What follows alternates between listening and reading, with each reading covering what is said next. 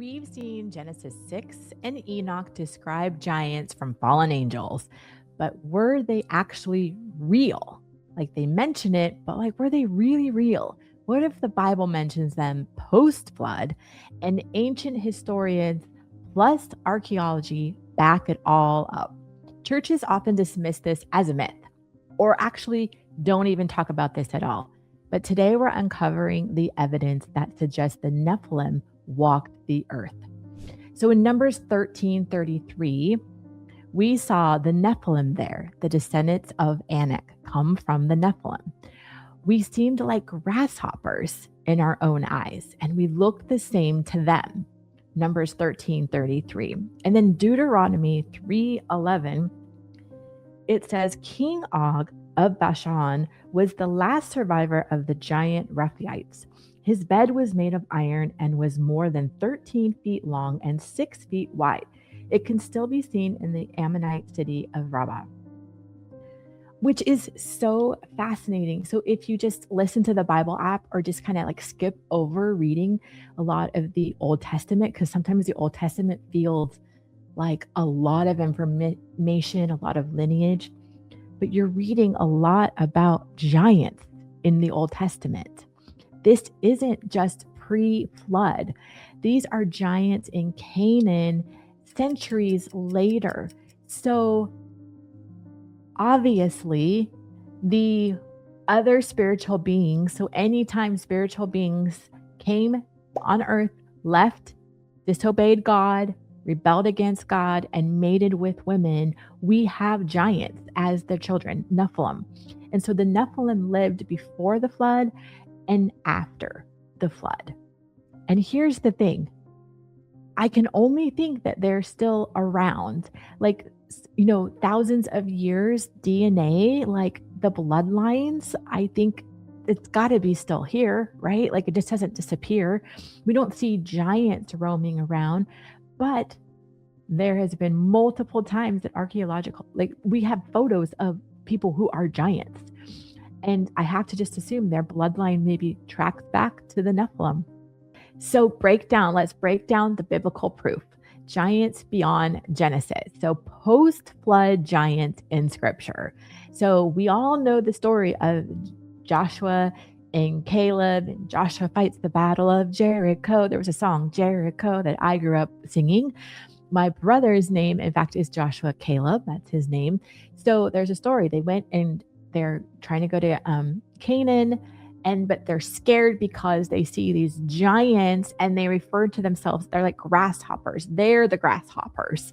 And so in Deuteronomy 2-3, we hear Rephaim, Eman, Zamzummim.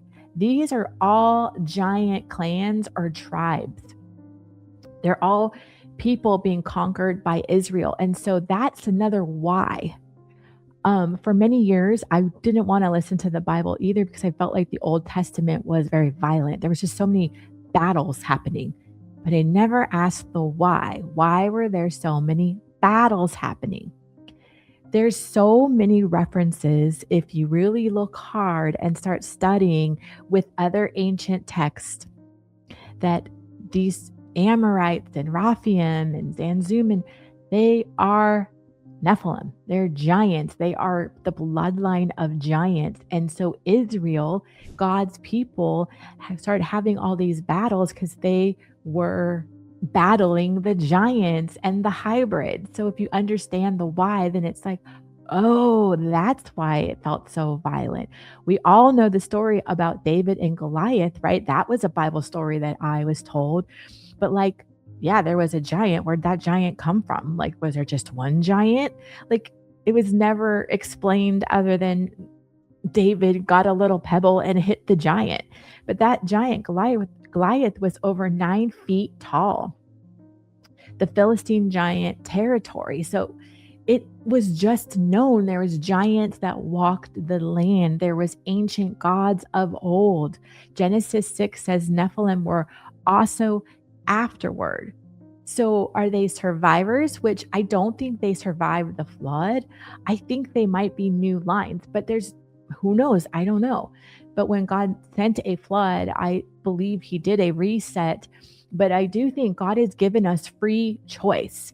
He's given his sons of God, all of his creation in the spiritual realm. They have free choice. We as human have free choice. We can choose to serve God or not serve God. And so I think that there's more spirit beings, sons of God, that have chosen to not serve God and that have been corrupted and have come to humanity to corrupt. So that's why I think there is giants post flood. So reading this, I realized the Bible treats giants as historical fact and not a fairy tale. They're part of Israel's real battles. Why do we not talk about this? And the hybrids and mixing and trying to corrupt the DNA in our lineage to the Messiah is real. Like that was a real thing that was going on.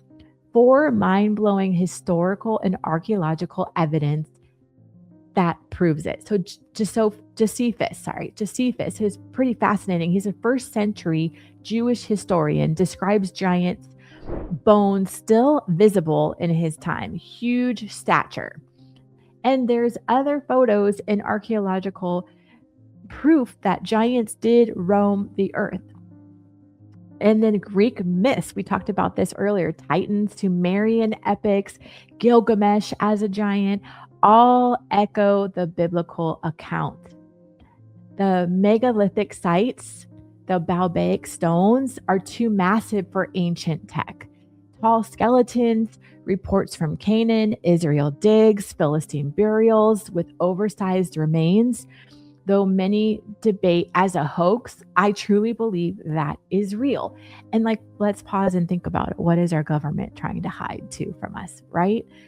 Because it is mentioned in the Bible. It's mentioned in so many other ancient texts.